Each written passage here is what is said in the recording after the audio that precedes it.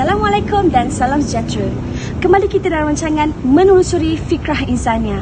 Jadi, pada hari ini kita ada tetamu ataupun tokoh yang istimewa yang dibawa pada rancangan ini. Tokohnya ialah Khairudin Ayub yang merupakan penulis novel kanak-kanak yang terkenal dan juga hebat. Tanpa melengahkan masa, mari kita mendengar sedikit tentang Khairudin Ayub yang akan dijelaskan oleh panel kedua kita iaitu Dr. Syamsuddin Othman. Saya mengenali Khairudin Ayub ni sebagai salah seorang penulis ataupun novelis yang hebat sewaktu saya masih lagi remaja lagi. Khairudin Ayub merupakan seorang penulis yang boleh dikatakan penulis yang sangat penting dalam genre kesusastraan remaja dan kanak-kanak di Malaysia. Pada tahun-tahun 1980-an, ketika saya masih lagi menjadi mahasiswa di mata perguruan dan seterusnya di Universiti Melaya, Khairudin Ayub telah meletakkan kesusastraan remaja dan kanak itu pada satu tahap yang sangat-sangat cemerlang. Dan saya melihat bahawa kekuatan Khairudin Ayub ini sebenarnya didukung oleh rakan-rakannya pada ketika itu. Dan seingat saya, Allahyarham Osman Putih, iaitu seorang pengkritik atau sarjana yang memfokuskan bidangnya dalam konteks kritikan remaja dan kanak-kanak, melihat bahawa kehadiran Khairudin Ayub dalam dunia kesusastraan kanak-kanak sangat-sangat cemerlang. Dan pada ketika itu Khairudin Ayub disaingi oleh penulis seperti Amin Minhad, kemudian Ismail Sabrini, dan juga beberapa orang penulis yang memberikan persaingan yang hebat kepada Khairudin Ayub. Walau bagaimanapun, Khairudin Ayub ini melihat bahawa rakan-rakan itu bukannya sebagai satu tempat persaingan, tetapi itu adalah sebagai satu rakan yang meletakkan dirinya berada pada satu kumpulan yang dapat mempertahankan atau mengangkat kesusastraan kanak-kanak dan remaja ini kepada satu kedudukan yang baik. Mungkin Khairudin Ayub menjadi hebat kerana latar belakangnya sebagai seorang pendidik. Jadi apabila menerima pendidikan asas, dan seingat saya ataupun sefahaman saya, Khairudin Ayub ni menerima pendidikan asas perguruan di mata perguruan Temenggung Ibrahim, Johor. Dan di situ dia telah berhadapan dengan rangkaian-rangkaian persatuan penulis seperti Persatuan Penulis Johor dan Dewan Bahasa Pustaka yang memberi galakan dan memberi ruang yang cukup luas kepada Khairudin Ayub untuk terus berkarya. Dan bagi saya lah, secara peribadi, karya Khairudin Ayub yang lekat dalam diri saya ialah novel yang bertajuk Guruku Ibuku Jua. Itu antara karya yang sangat-sangat melekat di hati saya. Dan apatah lagi pula dengan novel beliau yang kita rasa sangat penting dalam konteks menjadi bahan teks kesusastraan di peringkat sekolah hari ini. Contohnya novel Songket Berbenang Emas yang saya difahamkan hari ini digunakan sebagai teks wajib pelajar-pelajar tingkatan 5 sekolah menengah. Dan juga cerpen-cerpen Khairudin Ayub sendiri yang terpilih untuk menjadi bahan-bahan kajian di peringkat sekolah, sama ada di peringkat dalam mata pelajaran kesusastraan Melayu ataupun dalam konteks mata pelajaran Komsas. Jadi saya kira sumbangan Khairudin Ayub dalam konteks kesusastraan remaja dan kanak-kanak ini bukan sahaja dalam konteks negara kita Malaysia, tetapi dalam konteks bagaimana memperkembangkan jati diri kesusastraan di peringkat sekolah. Sebab tema, pemikiran, gaya, penulisan Khairudin Ayub ini sangat-sangat dekat di hati pelajar-pelajar sekolah. Temanya mungkin mudah, persoalannya mungkin ringan, tetapi gaya bahasa yang mengikat tema dan persoalan itu menjadikan karya-karya Khairudin Ayub ini dilihat sebagai karya-karya yang dapat mendewasakan ataupun dapat menjadi pencetus motivasi kepada pelajar-pelajar untuk membina satu karakter kehidupan yang lebih hebat. Jadi saya kira itu sahaja dalam tempoh yang singkat bercakap tentang siapa itu Khairudin Ayub di mata saya. Sekian, terima kasih.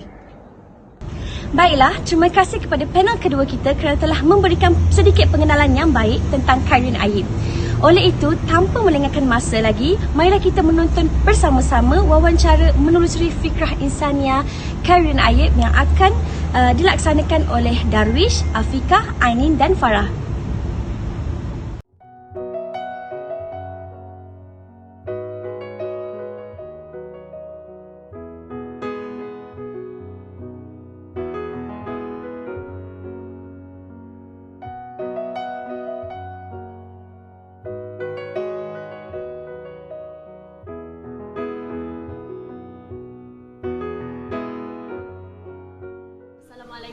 dan selamat sejahtera. Kami dari kumpulan khusus LHC 3154, Pemikiran dalam Kesusasteraan Bahasa Melayu. Saya Nurul Afrika binti Abdul Razak bersama ahli kumpulan yang lain. Saya Nur Aini Sofia binti Syahada Rahman. Saya Nur Farah Amelia binti Syamsul Azri. Saya Muhammad Darus Irfan bin Skri. Pada hari ini kami akan menjalankan satu wawancara bersama tokoh penulis terkenal iaitu Encik Khairuddin Ayib. Mungkin Encik ada sepatah dua kata sebelum kita memulakan wawancara. Terima kasih. Saya sebenarnya karya kreatif tidak banyak. Selepas berkecimpung dalam karya kreatif sehingga tahun 1990-an, novel yang terakhir Songket Berbenang Emas, saya beralih kepada buku-buku kerja sekolah, buku akademik. Namun saya tidak lupakan karya-karya kreatif seperti cerpen, puisi saya teruskan. Dan sehingga saat inilah saya pun tak tahu jumlahnya, tetapi kalau dikira lah buku-buku karya kreatif sama buku kerja yang saya hasilkan lebih 350 buah. Saya rasa paling banyak di Malaysia lah. Tetapi hal-hal itu tidak perlu digambar-gemburkan. Saya jenis orang yang sebenarnya macam biasa saja. Hal-hal yang itu semua memang saya tidak menunjukkan diri, sebenarnya gambarkan itulah. Kita boleh mulakan dengan sesi petang ni. Terima kasih Cikgu. Sebelum kita memulakan dengan lebih lanjut, untuk pengetahuan penonton, sesi wawancara ini dijalankan untuk kita melihat pemikiran oleh Tuan Khairuddin Ayib, terutamanya khusus kepada novel Guruku Ibuku Jua dan juga novel Sayang Disayang. Namun begitu, kita tidaklah terhad kepada novel-novel yang lain.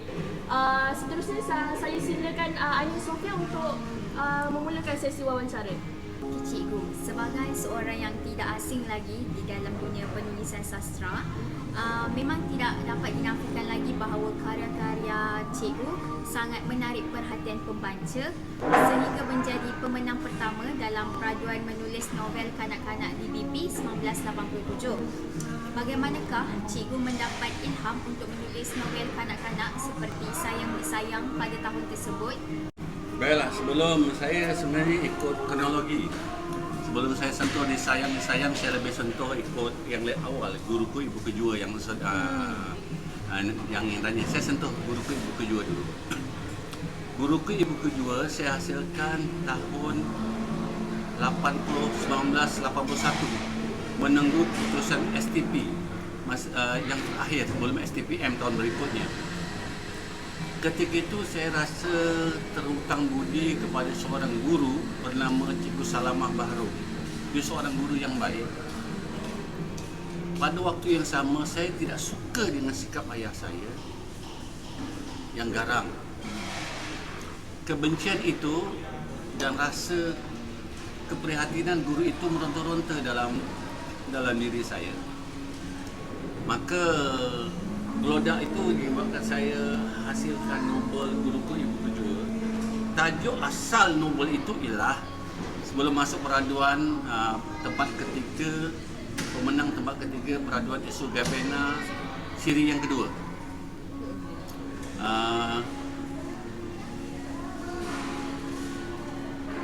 Itu bukan novel saya yang pertama ya. Itu novel saya yang ketiga tak silap saya. Jadi ketika saya mengarang tu bulan 11 tahun 81 selepas habis STP sampailah bulan Mac tahun berikutnya. Kemudian saya siapkan di maktab MPTI. Masa tu saya masuk maktab nak jadi cikgu kan. Maka saya type kali kedua. Baiklah. Novel itu kisah Cikgu Poziah ya. Cikgu Poziah. Asalnya Cikgu Salamah, saya ubah pada Cikgu Poziah. Nak jadikan cerita, konon-kononnya Cikgu Poziah ni kahwin dengan ayah saya. Tak ada kena-mengena pun. Jadi, saya pun tidak tahu bagaimana saya boleh terfikir saat itu untuk mengarang novel tersebut. Tapi yang mendorong waktu itu ialah rasa gelisah, rasa tak suka sebab orang tua saya ni pantang tengok saya, anak-anak ni duduk kat rumah tak buat apa-apa. Dia suka anaknya cari kayu kat belakang kat kebun untuk memasak ataupun cari rumput untuk kambing, atau senang cerita yang ada aktiviti lah. Sedangkan saya jenis kaki membaca waktu mengarang. Ketika mengarang pun bapak saya bising. Itu saya kebencian tu, saya surahkan macam mana anak tiri benci dengan Cikgu Salma, iaitu Cikgu Boziah dalam novel itu. Itu rasa gelisah tu. Maka watak-watak tu pun saya adun lah. Watak Sukri semua tu, semua tu watak-watak tu dia berjalan serentak. Waktu oleh sebab nombor peringkat awal, umur saya pun masa tu 19-20 tahun. Saya tidak memikirkan nilai-nilai lain. Buat asal jadi aja. Waktu proses mengarang, karya pertama saya type. Yang kedua saya tak ada edit dalam kertas, so type lagi sekali. Itu saja. Saya tak ada macam sekarang. Dalam karya tu mesti saya letak pantun, kata-kata hemat, hadis. Waktu itu tak ada. Budaya itu dalam karya-karya kita wujud. Dan saya pun dengan usia 19-20 tahun, saya tak boleh fikir apa-apa. Jadi karya itu. Cuma orang suka karya itu ialah kerana dekat dengan jiwa remaja. Pembaca-pembaca itu suka. Maka novel itu menjadi bahan bacaan tambahan tingkatan 2 pada tahun 86. Novel ni laku jugalah. Saya dapat royalti lebih 100,000. Boleh tahan laku jugalah. Jadi itulah yang mendorong saya menulis. Dan saya pun terkejut waktu saya waktu maktab, tiba-tiba saya diumumkan. Waktu umumkan di Kuala Lumpur tu, hari itu genap usia saya 21 tahun. Waktu itu adalah dalam akhbar tu penuh, bawah tu adalah muka saya. Bayangkan umur 21 tahun, baik tuan-puan, baik anak-anak kita pun tak semampu itu. Kerana kita dulu tak ada apa-apa. Hiburan berbanding sekarang, budak-budak sekarang tak tahu apa. Tak reti. Jadi kalau nak kata kerana apa, saya waktu itu kecuali novel Songket Berbenang Emas, selepas saya jadi cikgu, ada banyak pengalaman. Saya dulu kita mengikut. Kerana apa saya ikut? Saya tengok kamarnya betul. Pada semalam ketiga hasil saya baca. Baca karya ni aku boleh buat ni. Aku boleh buat. Saya buatlah. Dulu tak ada, tetapi bila Songket Berbenang Emas tahun 90 saya mengarang, iaitu dalam 9 tahun kemudian, saya nak jadi penulis remaja di depan. Saya ingin mencorakkan cara pemikiran remaja. Pemikiran pembaca remaja, penulis remaja saya nak depan. Berbanding dulu saya mengikut saja. Itu bezanya peringkat awal, kita tak ikut saja. Jadi karya saya itulah rasa gelisah. Manakala Sayang Disayang, tempat pertama kali Biawan Bahasa dan Pusaka. Ketika itu saya dah mengajar tahun 87. Usia saya 25 tahun. 25 tahun. Saya mengarang, saya mengajar mula tahun 85. Kerana ada seorang anak murid saya itu, anak angkat, yang sebenarnya dia tidak tahu waktu itu anak angkat. Tapi saya tahu dia itu anak angkat kerana mak dia tu kerani sekolah itu. Jadi saya tahu kisah tu. Dan jadi saya ambil simbol-simbol tu, cerita. Tapi budak tu pun sampai saya tahu, waktu sekarang pun tak tahulah. Yang saya buat cerita tu berdasarkan kisah itu. Jadi saya mengarang Sayang Disayang, tapi saya ambil kes waktu itu, kes penculikan banyak. Itu kisah ada waktu Sayang dia culik. Kemudian saya cipta nama Sayang. Nama Sayang itu perasaan tau. Love, perasaan.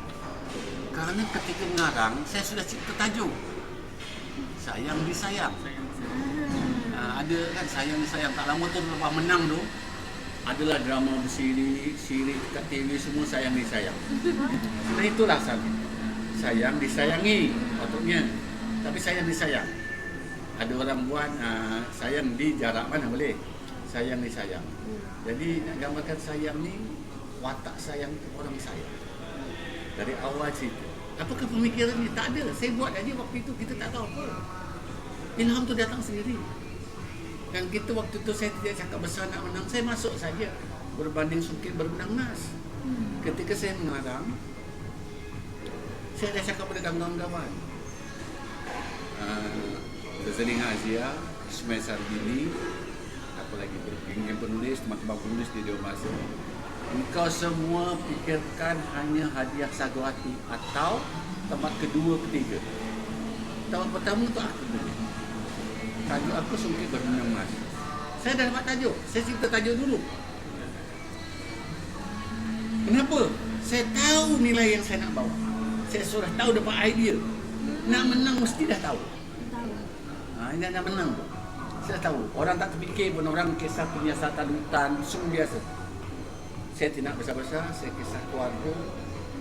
Tapi hal-hal yang mengganggu perasaan saya masa silam, itu saya buat Songket Berbenang Emas. Tapi waktu itu sudah ada pemikiran yang saya nak bawa. Saya nak angkat budaya. Tapi Nobel Guru Ibu juga atau sayang-sayang waktu itu dengan keterbatasan ilmu usia yang masih muda, saya tak fikir apa-apa. Mengarang aja. Tapi berbanding Songket Berbenang Emas, syarat perasaan tak macam sejarah. Saya petikkan watak tu. Pertama saya nak letakkan sejarah tu kerana halaman setiap novel, setiap bab mesti panjang sama. Style saya. Jadi saya tak mahu bab itu pendek. Maka saya buat mimpi, hayalan supaya panjang. Kemudian saya masukkan sejarah. Kerana apa? Nak letakkan unsur Petrusma. Saya masukkan di situ. Saya boleh masuk ke tempat lain aja. Saya boleh masuk ke tempat lain. Nak gambarkan bahawa watak itu sesiapa pun kalau you baca buku setiap hari sampai tidur pun akan teringat-ingat. Itu gambarkan watak apa ya? Dahlia. Berbeza. Yang ini saya dah set. Dahlia, melati, melon, anggrek, nama bunga aja. Itu budaya. Dulu-dulu memang nama itu. Sekarang orang tak berani.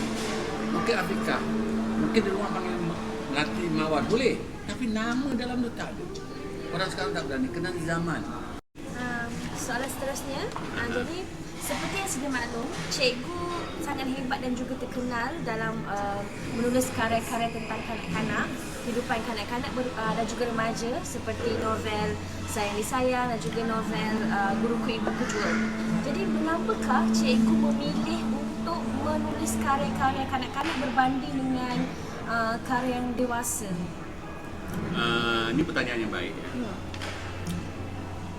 Dalam satu perniagaan, untuk berjaya, kita mesti kaji pemasaran dan kaji kemampuan. Kita tidak boleh berniaga sesuatu yang orang sudah popular kecuali kita lebih hebat dapat atasi dia. Begitu juga novel remaja dan kanak-kanak ni waktu itu kurang diberi tumpuan dan saya ada kemampuan ke arah itu. Saya pergi dewasa ni tahap dia banyak. Satu bercerita saja dengan unsur-unsur yang simbolik. Nah, buku you nanti kan buku kan sebagai dakwah. Lalu saya kata, ini buku-buku di sekolah kita buat tu tak dakwah. Tak sampai pada budak. Budak kan gaji. Kalau waktu SPM dulu, buku-buku saya je kan. Satu Malaysia sampai ke cita setahun tu 70, 80, 90 ribu tau. Saya ambil market tu 20%. 30% market tu pakai buku kerja saya. Tak sampai. Apa tak sampai saya dengan perkataan-perkataan saya kalau dalam watak-watak karangan cerita-cerita mesti ada yang saya nak sampaikan sisipkan tu. Nilai-nilai yang saya nak sampaikan sampai. Apapun yang baik-baik saja sampai. Cuma karya kreatif itu bertahan lama. Bertahan lama ni maksudnya kalau kita dah tak ada mood, orang akan cerita ilmu dalam karya. Dan sisipkan ilmu mesti dalam bentuk kreatif. Bukan nampak saya lihat saya sampai ke sebuah negara Turki, sebuah negara yang luas ini bukan begitu. Tak kala aku membijakkan bumi Turki, aku teringat negara yang dibuka oleh ini. Macam kreatif. Mereka tu tak ada. Jadi saya tak tahu, saya baca karya tu dah tak nikmat. Apabila kita sudah tahu sudut-sudut yang kita nak cari. Bukan bahasa saja, tapi kalau nak kaji sebenarnya novel saya sama dengan orang lain, bukan biasa tu. Cuma kekuatan saya bahasa dia, permainan bahasa saja, kan? Lengkok tengok bahasa. Itu yang menjadi Dengan kemahiran tengok bahasa itulah saya gunakan dalam kerja saya gunakan dalam karangan saya. Tengok sikit kreatif, orang suka. Bahawa kita ni mudah terpikat dengan kata-kata. Sebab kita boleh bahasa dengan kata-kata. Ada unsur-unsur yang saya sampaikan. Jadi itu sajalah untuk persaingan kedua. Cikgu di mana penulisan karya remaja juga mampu menyampaikan mesej dan dakwah terutamanya kepada kanak-kanak dan remaja. Jadi jika kita melihat situasi isu sekarang di mana masalah sosial remaja yang semakin meningkat, bagaimana pandangan cikgu tentang bagaimanakah penulisan karya ini mampu membantu atau membawa kanak-kanak dan remaja ini untuk membina jati diri mereka supaya mereka tidak tersasar daripada laluan yang sebenar? Ini soalan ini nampak mudah tapi susah dilaksanakan sebab karya kreatif ataupun non kreatif membentuk jati diri. Soalannya ialah siapa yang membaca sekarang? Tidak ada membaca. Macam mana karyanya hebat sekali pun orang nak baca? Tak baca. Itu masalahnya. Kotin, okeylah ada yang kata membaca. Dulu waktu saya kecil-kecil sekolah rendah, saya tunggu abang saya setiap hari Rabu ke Khamis, saya tunggu abang saya balik bawa utusan belajar. Saya nak baca habis. Sedang mengikuti novel Tiung Bertuah karya Salih Hamzah. Saya suka bersiri. Pernah manjat pustakaan, nak curi buku pustakaan, nak dapat manjat, kemudian nak ambil guna pulangan balik nakkan buku tu, buku pustakaan tak ada. Sekarang mana ada?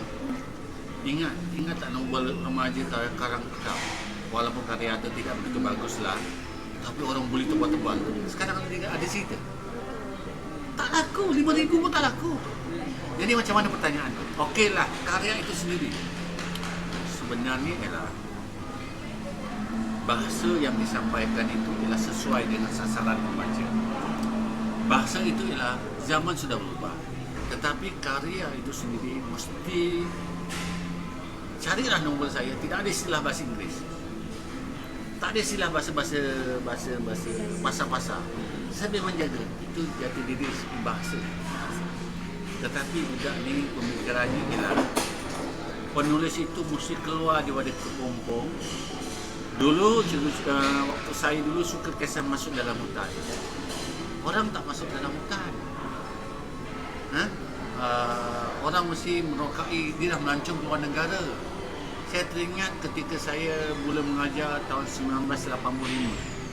Waktu itu saya jadi cikgu, umur dalam 23 tahun. Kita diajar cita-cita jadi cikgu, askar, polis, betullah. Saya tanya, anak murid saya nak jadi apa? Saya terkejut, dia kata nak jadi pakar bintang. Saya terkejut. Adalah istilahnya itu. Kerana dia anak orang kaya, tinggal di Petaling Jaya, bahawa kehidupan nak ikut jejak ayah dia dan dia terluka. Lalu saya fikir, bayangkanlah saya kita anak kampung yang tak terluka. Jadi sekarang ni, kalau ditanya kerjaya, you tanya kerjaya, you boleh jawab apalah kepada adik-adik you ke apa. Tetapi kerjaya itu mungkin 5 tahun kita wujud. Itu kita susah ni. Benda jadi pemikiran yang cepat berubah, berbalik pada jati diri, apa pun dua saja. Landasan itu agama. Tapi agama jangan nampak seperti lebay-lebay lah, agama yang lebay-lebay menjadi hukum. Itu tak bagus tu.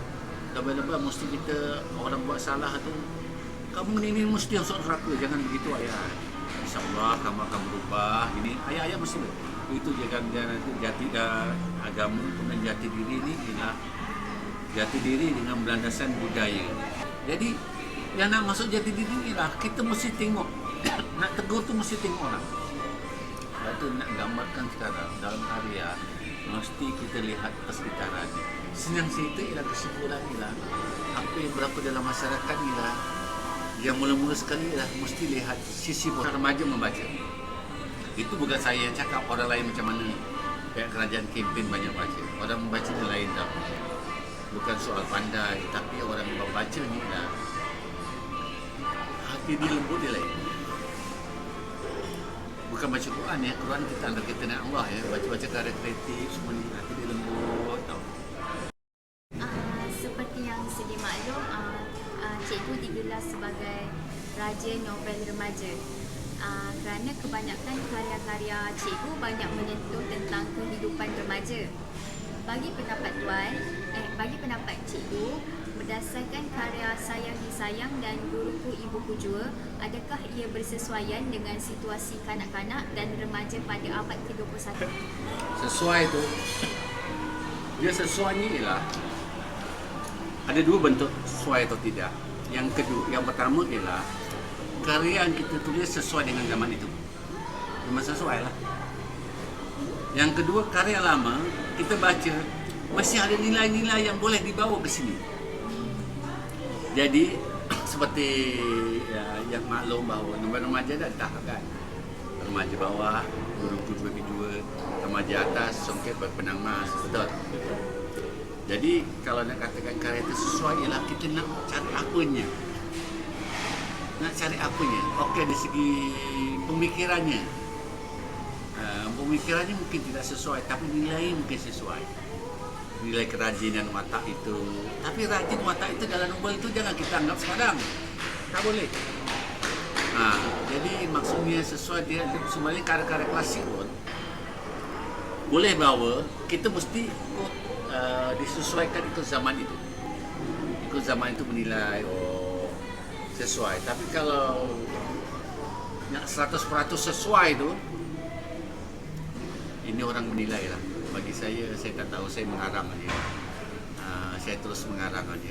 Sekarang pun saya mengarang. Saya pun buat novel remaja dan kanak-kanak. Tapi kalau rezeki saya dalam 16 novel akan terbit sama antologi cerpen. 2 antologi cerpen saya dah terbitkan. Tapi saya tak ada heboh lagi dalam Facebook kerana belum ada di pasaran. Ada novel antologi cerpen kanak-kanak dan antologi cerpen remaja tahun 2022 ni. Okay, sebentar tadi cikgu ada berkata tentang penulis perlu menulis selari dengan zaman yang dia berada sekarang. Jadi apakah nasihat dan cikgu rasakan persediaan penting kepada penulis untuk menulis karya atau penulisan pada zaman kini? Tidak semuanya. Penulis-penulisnya ada penulis yang baru, ada penulis yang dah lama. Penulis yang lama ni ada masalah sikit, dia nak turun menulis zaman ini. Zaman sekarang kalau pembacaan pergaulannya terhad. Tetapi penulis lama atau baru boleh saja tulis berdasarkan latar mereka zaman Perang Dunia Pertama, Kedua. Boleh saja. Tetapi pemikiran itu sesuai dengan pembaca masa kini. Kalau sekarang ke sini, maksudnya ialah pendekatan, bahasa yang digunakan, cara berfikir, mesti watak-watak tu yang sesuai dengan zaman. Cuma saya nak cerita, kalau dahulu waktu saya, kalau cerita Perang Pertama, Perang Dua, yang jahat itu ialah komunis. Kerana waktu itu sumber bacaan yang terhad. Kenapa tidak cerita pasal Perang Dunia Pertama di seluruh dunia? Ambil latar belakang Thailand, ambil latar belakang ke Afrika, ke mana? Kenapa mesti di Malaysia? Itu nampak pemikiran kita. Perang Dunia Pertama mestilah sebuah tempat di Kemunting. Itu dia dah baca dalam buku sejarah. Ambil fokus negara lain. Sebab itulah penulis yang banyak kembara, banyak merantau, cara pemikirannya berbeza. Jadi dalam kes yang tadi cara pemikiran itu ialah macam Islam pun menekankan mendidik ikut zamannya.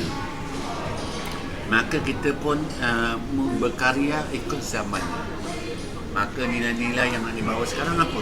Remaja kita malas bekerja. Maka itulah masukkan. Tapi berdasarkan watak-watak lama. Kisah-kisah lama.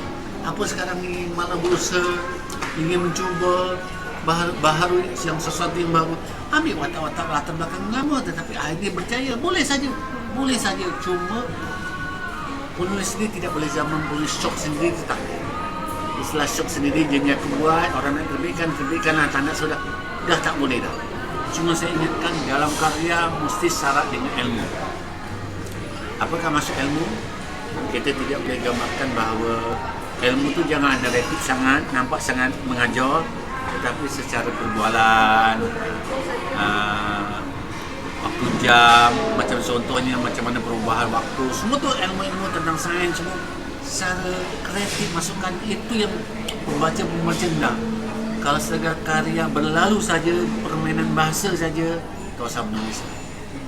Baik tulis dalam Facebook je lah, dia Twitter je, nanti. Sebab pembaca nakkan sesuatu, dia belajar santai-santai pun dia nak belajar. Melalui pembacaan saya nak lebih kata khusus kepada karya cikgu, iaitu novel Guruku Ibuku Jua.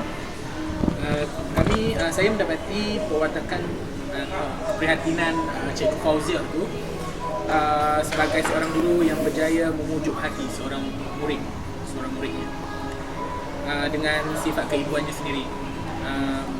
Jadi sebagai seorang pendidik, menurut cikgu, apakah pendidik hari ini seperti kami wajar mengambil contoh teladan daripada watak Cikgu Fauzia dalam karya cikgu, dan apakah nasihat cikgu untuk bakal pendidik seperti kami pada masa ini?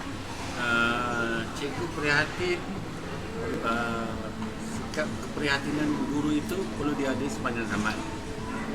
Cuma zaman itu cikgu kena fikir, pertama, di mana pun cikgu itu mengajar, di bandar, luar bandar, kemiskinan itu ada. Cuma pada waktu sama sekarang, pemikiran budak kalau orang mengajar sekolah rendah, katakan umur 10 tahun. Kalau kita bayangkan umur 10 tahun tu seorang yang jujur, tapi seorang 10 tahun itu dah menipu. Dia boleh beragak lah, dia daripada keluarga susah lah. Sebenarnya menipu. Bermaksud cikgu mesti mengkaji latar belakang murid. Dia mesti kaji belakang murid, baru dia bercakap. Nak bergurau pun boleh. Maksudnya lah, kalau murid-murid itu semua senang, dia bergurau senang. Tapi sekali orang separuh daripada murid itu ialah ayah dah tak ada, ibu dah tak ada, gurauan itu lain. Tetapi kita akui lah, setengah kita ni, kamu akan dihantar ke, kita tak tahu sekolah, tak tahu latar belakang. Kalau di daerah Lembah Kelang ni macam Jalan Kelang Lama, bukan Kelang Lama, Taman Dato' Harun, Taman Medan. Dari dulu lagi kawasan-kawasan itu memang susah berbanding kawasan-kawasan lain. Latar tempat itu, pendidikan tempat yang berbeza, kelas yang berbeza, sudah lain. Kaedah mengajar kelas A, kelas B berbeza. Tahun depan kelas yang sama, oleh sebab murid yang berbeza, oleh sebab tahun yang berbeza pun pendekatan yang lain. Jadi ilmu kita kalau kita tak ikut, tak kejar, tak ikut seiring dengan pemikiran budak, kita rasa budak, kita ketinggalan. Cuma saya nak sampaikan, budak-budak sekarang ni bersikap kurang ajar kerana persekitaran dia. Dia mengajar mula-mula hari pertama dia seorang guru yang tegas. Kalau perlu samsing, marah-marah. Dari awal tu sudah dibentuk groan, rasa ketakutan. Senanglah pasti mengajar. Kalau dia pembawaan ni seorang guru yang juga fikah, ya manja. Dia tegas. Apa awak nak? Cakap ini. Apa betul? Dari awal tegas guru. Saya pernah mengajar bagi ceramah di sebuah SMK Seksyen 16, Samsing. Saya mula-mula masuk, saya dah cerita, ya ada budak bising berdiri atas kursi. Orang dah takut dah. Jadi saya ceramah tu senang. Kalau budak besar ya, budak bising, saya panggil ke depan. Tegas. Tapi cikgu kita memang popular. Apabila kita mengajar main-main, susah ilmu tu nak sampai. Budak tak fokus. Suruh buat kerja pun dia tak buat, tak apalah. Kita takut nak rotan, zaman ni nak rotan tak berani. Begitulah cerita dia. Dia bercakap jangan soal gaji, soal apa. Nanti oleh sebab sikap dia macam ni, kawan tak suka. Sikap yang macam ini dia tak dapat anugerah cemerlang, dia abaikan semua. Dia mengajar Dengan gaji yang you dapat, mesti simpan kali ke gaji 4,000, you mesti buat gaji 4,000. Soal anugerah penginterapaan, orang suka tak suka itu cerita lain. You mengajar. Ini you akan dapat kepuasan yang anak-anak tu akan cari. Kalau you kecil hati, asyik orang cakap tegur pun asyik hati koyak, sikit sedih. Zaman ni tak. Hati mesti keras. Sebelum tu kami ingin mengucapkan tahniah atas karya terbaru Tuan Cikgu, iaitu Sehingga Titik Sendara Terakhir itu pada tahun 2021. Jadi mungkin kan Cikgu boleh berkongsi sedikit tentang perancangan yang mungkin Cikgu akan mengeluarkan novel terbaru pada tahun 2022. Sedikit yang akan datang prediksi. Yang pertama sekali ialah beberapa novel saja yang lama-lama sedang ditaip akan saya kemas kini dengan bahasa lenggok bahasa terkini, dengan ilmu yang terkini, karena zaman sudah berubah. Tentang novel-novel karya yang baru tu, itu saya tak boleh sebutlah sebab adalah dalam perancangan. Tetapi novel yang lama itu sendiri yang saya akan upgrade, naik taraf. Kita tidak boleh novel lama pun, saya pesan pada novel-novel pengarang, novel lama tu jangan terbitkan begitu saja. Zaman sudah berubah, bahasa pun sudah berubah. Bahasa tak berubah ya. Bahasa dulu kita tulis berbagai saja betul, sekarang berbagai-bagai. Dulu sebut seakan betul dah terbit. Seakan-akan itu bahasa. Kemudian bahasa dulu macam tak sedap. Kita upgradekan, masukkan ilmu dalam karya-karya tu. Dulu kering. Zaman itu boleh. Zaman sekarang tak boleh. Maka novel-novel yang ada tu kemas kini. Baik, terima kasih banyak Cikgu. Kami mengucapkan jutaan terima kasih atas kesediaan dan kelapangan masa Cikgu untuk sudi diwawancarai oleh kami yang kecil ni. Semoga dengan perkongsian Cikgu dapatlah kami gunakan untuk masa akan datang sebagai pendidik khususnya. InsyaAllah. Ada rezeki kita jumpa lagi. InsyaAllah, insyaAllah. Terima kasih. Setakat itu saja sesi wawancara kita pada hari ini.